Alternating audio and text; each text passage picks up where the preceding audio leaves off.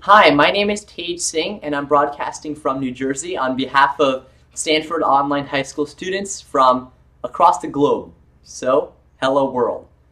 With us here today is Mr. Richard Shaw, the Dean of Admissions and Financial Aid at Stanford University. Thank you so much for being on our show. Thank you for having me. So, just to start off, what does a typical day look like for an admissions officer during this time of year when the applications haven't started coming in yet? Well, we just welcomed the new class of 2020, and Stanford starts a little bit later. So we're just heading out now to reach out to prospective students. The class of 2021 it is about to apply to the university, and so we have admissions officers fanning out across the nation and across the world. This is typical of universities and colleges this time of year. We haven't started the review process. We're really, at this point, talking to prospective students, trying to share information about the college admissions process as well as respectively, about Stanford. So we're busy traveling, busy preparing, busy training. It's a full-time job. And so, speaking of the new incoming class, they're obviously a special group of kids, and it must be really hard to choose a pool of selected kids from a enormous number of applicants. What sets apart the admitted candidates apart from the others? Is there something in particular that just comes to mind? Well, this is a process that is national and international. This is a rite of passage. Young people are applying to many schools across the world, across the nation, and everybody wants to know the question you just asked. What is the secret as it relates to the characteristics of young people getting into any particular institution? And certainly if it's highly selective, everybody wants to know the answer. And actually, there's no specific answer to the question. It really is, we try to look at every young person in terms of their context, in terms of their own life story, in terms of the record that they've put together as they apply to universities and colleges, and Stanford specifically. We're looking for, I suppose, what one would call a good match.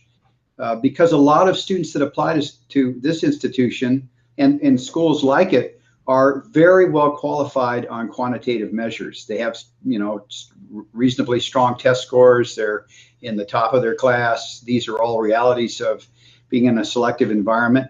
So we really have the opportunity to go well beyond that, to do a deep dive into the soul and the nature and the reality of the young person that's applying to us. So we spend a lot of time in the application itself, and we're looking at those essays. You may ask me about that later.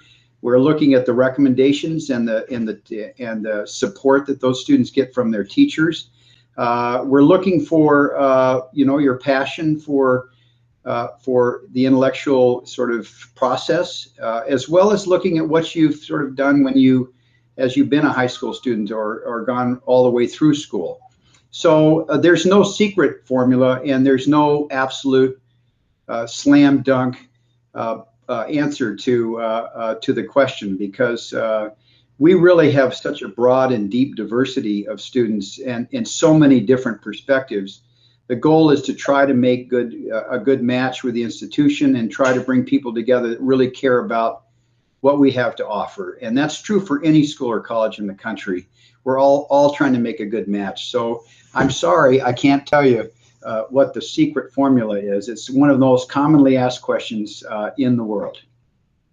Yeah, it's fine. This isn't the only interview with Secret. Our last interview was with Brent Hasty of Coca-Cola, and they talked about the secret vault in which they have the formula. So, but for the Coca-Cola. But speaking of going beyond the quantitative stuff, you're talking about the subjective. An important part of that is the essay. What about a essay makes it stand apart? Is it the way it's written or the way it's delivered? Is there something that comes to mind about how it should be formatted, or? I don't think there's any. We give no advice actually, as it relates. Although there are hundreds of books written about how you write the the great essay. The truth of the matter is what we're trying to get through those essays is a reflection of who you are. And if one tries to craft it in such a way as to be a Pulitzer Prize winning short essay that might even be a little bit out of sync with who we think you are in the other parts of the file, then that may not play well. The truth of the matter is we want students, prospective students, to be transparent, to be honest with themselves, to not engage in 50 different people editing their essay. We want them to sit down and reflect on who they are and think about the questions, give some real thought to the questions without everybody trying to turning to others to try to see if in fact the way you've written an essay meets their expectations. The fact of the matter is you are communicating with us. And so we want you to talk about things that matter to you. And the questions are formulated in a way to try to get at that. So everybody's always trying to figure out, well, what is it exactly that admissions officer wants? And the truth of the matter is we want you to be yourself. We want you to take some time to be bold enough to be able to talk about what matters to you or what you're interested in or what your passions are. And to do that with a level of honesty, to really reflect for a while about really what the sorts of things that you care about. But there's no formula. Obviously, writing a full sentence is pretty good, or spelling correctly is pretty good. So being careful with the way you put together the information that you're sharing with us is helpful, because guess what? We have to read it. And so to the extent that it's readable and really a reflection of who you are and engages us as a reader, then I think that you've gone a long way. But be yourself. Don't let other people manage this process, because in fact there's a billion-dollar industry that's trying to do that. Exactly. And speaking of reading, or you guys reading it, preparing for this interview, reading about how some universities, or a lot of them, hire temporary application or essay readers.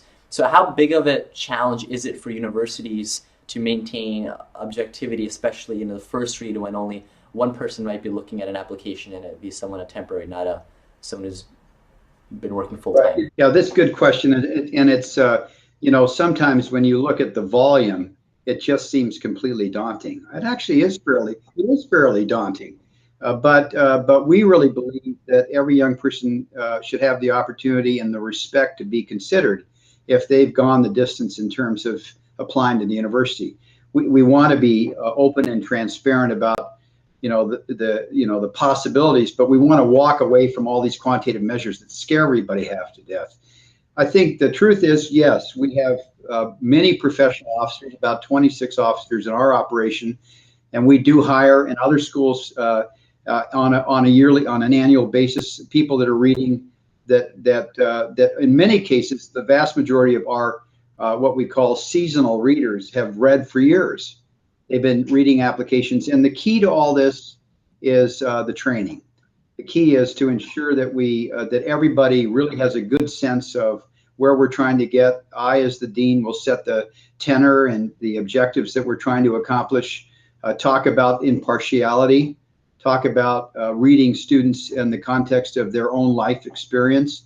These things are all important. And then in any case where you're evaluating a lot of different individuals, you try to also engage in a process called norming. You try to norm your reading so that, in fact, there aren't these wild card, biased opinions finding their way into the application process. Because in our case, and in the case of my colleagues around the country, we want to be open and accessible to all students, and we don't want to come in with any preconceived judgments about who is right and who is wrong. And that's why the breadth and depth and diversity of our incoming classes is quite stunning. And often everybody thinks it's maybe one type of kid, but in fact it really is a reflection of the world in which we live.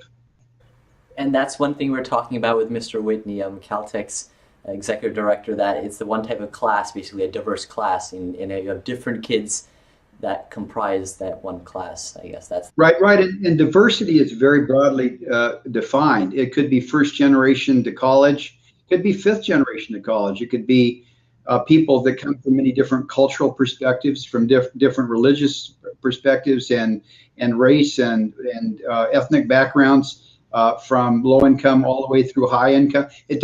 We don't come in with any preconceived notions. We want to be attractive. We want to attract young people from all walks of life who have the energy and the desire to pursue their higher education. And we want to be part of the membership of this country, which is stunning, and give them different kinds of choices in terms of where they apply to college and the places they consider. So at the end of the day, the class, if you were to in many of our cases, were to meet the incoming class, you'd just be stunned by the fact that it is very hard to typecast. And you were talking earlier, because on your website it talks about the importance of intellectual vitality. That's one of the factors you use to judge students. So for the benefit of the audience, can you elaborate by giving a few examples of just what it means to have or demonstrate intellectual vitality? Sure. It's a lot of fun because it's becoming cliche, isn't it? That is the term intellectual vitality. It's used so often that nobody knows what it means. But the fact of the matter is it does have meaning.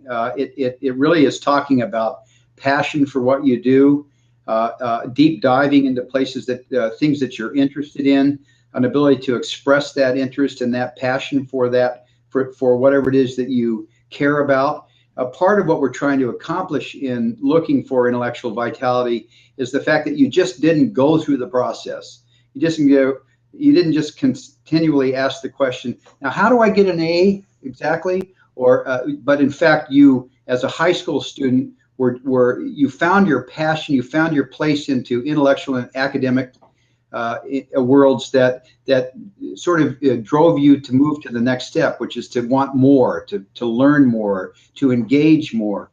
And all kids are not the same. And this idea of being broadly educated, intensely broadly educated, probably is important. It is important to have some breadth in your education, but it's also important to begin to try to identify the things you really care about. So you might love English literature, or you might like astrophysics or neurobiology, or you might like engineering, but you tend to gravitate towards courses that also feed into your passion. So the reality is we want to hear from kids about what it is that turns them on. And that can also be, to some extent, even things you do outside the classroom, the things you pursue with high levels of interest. That could reflect certainly the use of your intellect and the vitality that goes with it. So obviously one of the most important parts of this is how you express that, how you talk about that when you write to us, and then how others might perceive you. That is, those that write recommendations in your behalf. So it's cliche, but it's something that we care about, and when we see it, we know it.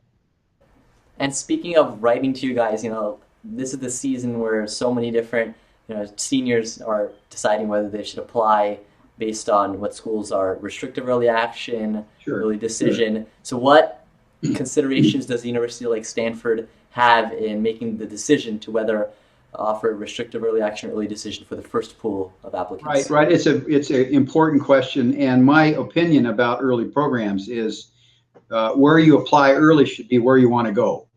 I think, in other words, the early program is a place where you've done your homework, you've looked across the nation, you've looked at the different possibilities, you've studied the web, you've looked at college websites, you've done this, and you've decided that these places or the individual places or places you're interested in, and there may be in that group one that elevates to the top. That is, you already knew that. You knew it 3 years ago. You still know it. That's been validated in your mind.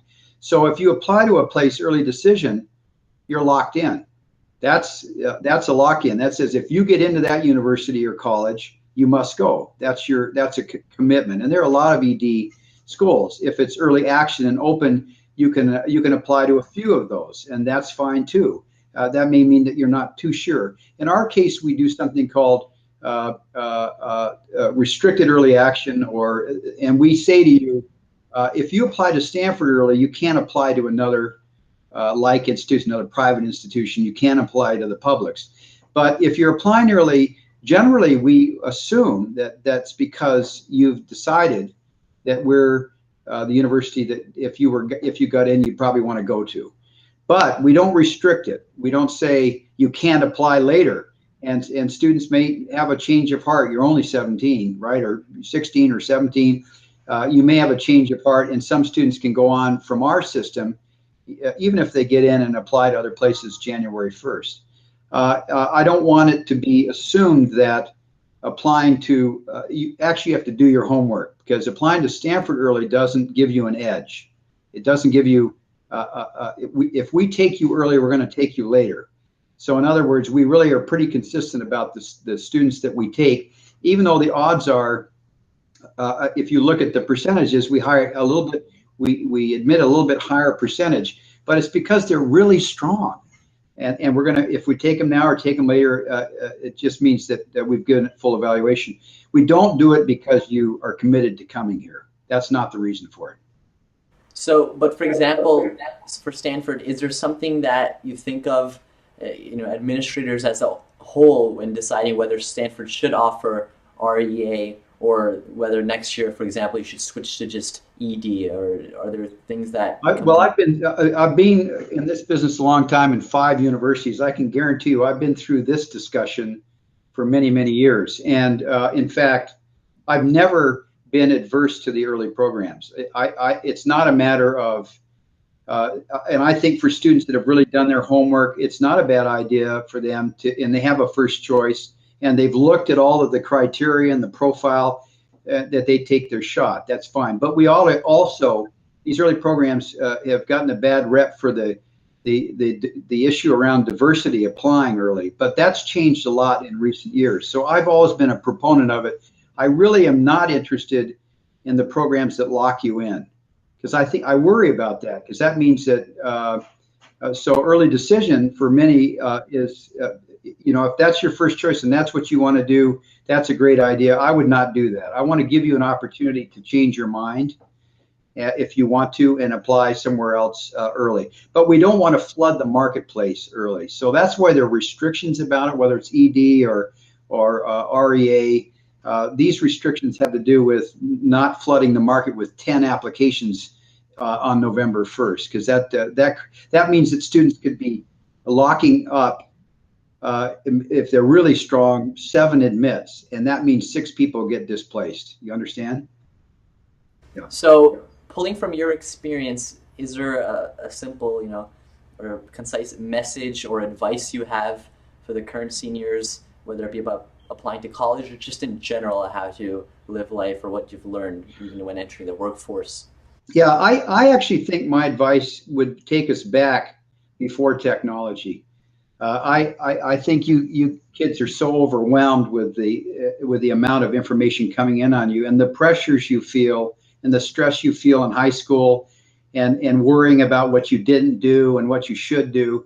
I would like to take you back to a time where you ought to seek a healthy life balance, and that in fact, even in the case of kids loading up with 15 APs, if you ask me, I think that's a little bit crazy. I think we've done studies that would suggest that if you take, even if you take 6 APs, there's no difference in the prediction of your ability to do the work at a respective institution. So we want you to chill out a little bit. That is, enjoy your high school experience, because the more you find joy or enjoyment in the high school experience, the more likely you're to come through to us as being somebody, because you're sort of comfortable with yourself. That we'd be more likely to say, gosh, that would be a great fit with us, because we want you to have lots of choice and lots of opportunity. But what I find is that, at least for some cohorts, not all, they're under so much pressure that they're ready to explode just about the time they get to college. And then they're first generation kids or low income kids who have no opportunity, and they have to maybe work part-time, and that's all good. So the fact of the matter is, there is no formula about getting in. It's really, we're trying to get to know you. you, not your consultant, not your high school counselor, not your English teacher. We're trying to get you to get to know you as the individual that we're trying to make a match with. And the fact of the matter is, we hope that in fact what we gain from you is the sense that you enjoy life, that you're enjoying your high school experience, and you're ready to take that joy on to the next step. And speaking of, saying kids are so stressed, more and more kids are taking a gap year. So I guess it goes to show that that's being another popular option. Right. I'm a very strong gap year proponent. And I think for a lot of students, given that they've pushed themselves so hard through, if they have the ability to do this, to the 12th grade, it might be a good time to take a year off and do something very different, and go and do something special, do service work in other parts of the world or in the country, to do something that's different than perhaps the 9 to 5, or actually the 9 to 9 routine that you went through in high school. And for some students that works very well. And what we find is when they come back from that, their perspective changes, their maturity increases, and their sort of the calm that brings with them as they begin to engage the university or college life is quite strong. It actually reflects that they're ready, and so they're coming with sort of enhanced perspective even in the freshman seminars or whatever they're engaging in, and we find that to be quite beneficial. It's not for everybody. Sometimes it's impossible to do that. Sometimes you don't have the resources to do it. But if you make the choice to do it, and that's one of our options, is to say, many of our colleges and my colleagues, one option is to say, I'm not going to come this year, I'll come next. And in that case, I think Katie Ledecky, she took a couple, I guess, to the Olympics. She had a reason to do that. But she's a special case, of course. One of the greatest swimmers, in her age group. Yeah. I mean, she's a great example of someone who had a purpose, and I think that's important. If you take a gap year, find a purpose. That's a great example, because she obviously had a purpose. She wanted to do something quite extraordinary. She managed to do that, but she arrived the other day, and here she is, and she's moved in, and now she probably has quite interesting. I don't think she brought her 5 medals with her, but I think she'll have interesting perspective, and she'll start swimming for our swim team. We ought to be fairly good this year. Hopefully so with her. How could you not be? And so you're talking about what to do in the gap year. A lot of students, just in general, are, because of the way the world is shaped, that it's becoming easier and easier to have tech startups, because everything can be done through the cloud. And so what is Stanford's opinion of people, students doing these bigger projects and having less time to have more extracurriculars? Well, I think that's okay. Again, this has to do with intellectual vitality and passion. If you're creating something, you're creating it for the pure joy of it, not for the fact that you're already at 17 wanting to be a .com billionaire. That's really not what your intention should be. But if you love to code, if you love to create, if that's your passion, you have an opportunity to do that. We don't discount you from doing that, but we also don't advantage you because you did that. A lot of people have perceptions about who we are. We're stunning in the humanities, right? We're a liberal arts institution that has extraordinary breadth across the curriculum, and we're not looking for any type of kid. And we're not actually acknowledging in the gap year, you do what matters to you, but you've already been admitted, because you apply, you get in. If you choose to take a gap year, you make that decision. We say, that's cool, and we'll see you next fall. But the only advantage of that is that you maybe have developed a skill you really like, and you'll arrive with skills that will maybe set you off as more advanced in a particular area that you've engaged in. So moving on to the shorter questions, what's your favorite thing to do in your free time? Well, I think being with my family is one of my favorite things, and travel. Love to travel. I try to stay as young as I conceivably can. I know you're not seeing a young guy here, but so I like to run. I love to read. I like to take it all in. I think the world is an amazing place. I read about a dozen different publications every day. or pieces of them. So I try to stay well informed, and I kind of like that because I was a history major in college. So I still do what I loved then. I do it now. But you know, I try to find those moments where I can enjoy my family, because and that's what we all should do. We should try to enjoy those people that have raised us or that we've raised and we care about, and then enjoy the things that come from that. So two things from that. Is there any place that still is on your bucket list that you like to travel to? And then also, what are some of your favorite magazines or websites to browse? Yeah, well, the second question is The Economist, because it's one of the most comprehensive reflections that hopefully gives at least somewhat unbiased information. And I think, you know, I've been blessed because I do this kind of work. I've been all over the world. So, but I still have not been to Australia, and I have not been to South Africa. These are places I'd like to go someday. I've been almost everywhere else. So, but I love the world. I love the breadth and depth, and there's nothing more exciting than to go into a particular culture and immerse into that culture and learn about their perspective, because it augments one's sense of all the possibilities there are in the world in which we live. So is there something, our next question, that you wish was taught in schools today, that students will learn that they aren't learning currently? Well, I guess if I were to, this will be really odd, but I actually, you're moving so fast. Students are moving so fast, and there's so much information coming in that I would like them to relearn how to read, and how to sit down with a good book or a 500-page book, and actually not engage only in sound bites and in all of this software that gives you only so many characters that you can see, or pictures that disappear. Or I think what I've been sort of saddened by in watching how kids are developing is you only read because you're doing something for a class. I think the reality is I'd like to see students return to reading, return to the novel, return to the writers over history, and spend more time more slowly, trying to get a sense of stunning reflections that you find through the great writers in the world. And a lot of that software that's making everything so accessible, whether it be Snapchat you were referring to, made by Evan Spiegel, or Google, which is making it easier to just find searches rather than read the entire page, was made at Stanford. So it's pretty interesting how you're great at humanities, what you talk about, but also you're at the forefront of technology field also. Well, I think there's a balance. I guess that's what I'm trying to say, and we've lost some sight of the balance. It's a little bit like your question about engaging in a tech company. I mean, well, how about just volunteering in your local community center and helping kids that are disadvantaged? That's as valuable to me as the other. But I think we need to chill out a little bit. We need to slow down a little bit, because it gives you time to reflect. And there's nothing better than reflection after you read an incredible book.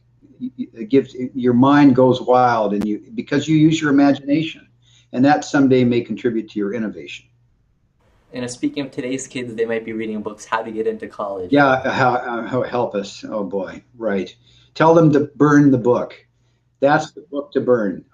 Those are nonsense. Just be yourself.